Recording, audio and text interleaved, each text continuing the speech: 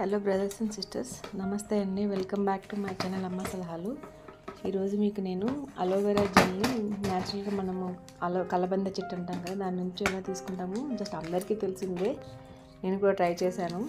మామూలుగా నేను అంత పెద్దగా వాడను, కాకపోతే మా మామయ్య గారిని ఒక చిన్న ముక్క తన మామయ్య అంటే ఒక కొమ్మ లేకపోతే బ్రాంచ్ అది ఒక పీస్ తెమ్మంటే మొత్తం చెట్టే తీసుకొచ్చారు. మా ఇంట్లో ఉంది ఆల్రెడీ, అది చిన్నది, సరే ఎక్కడో దొరికిందని చెప్పేసి ఇలా మొత్తం తెచ్చారు.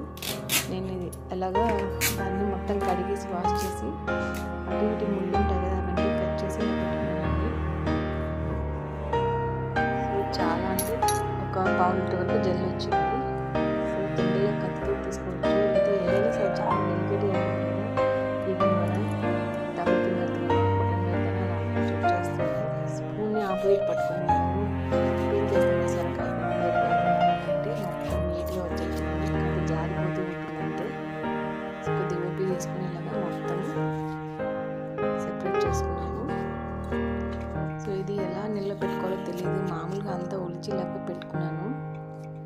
చాలామంది ఇలా డైరెక్ట్గా కూడా వేసి పెట్టుకుంటారు. సో ఎక్కువ ఉందని చెప్పి ఇలాగా పెట్టుకున్నాను. సో ఇలాగ చేతితో కూడా తీసుకోవచ్చు అనమాట, చూపిద్దామని అలా పెట్టాను. అందరికీ తెలుసు కదా ఇలా వస్తుంది ఫైనల్.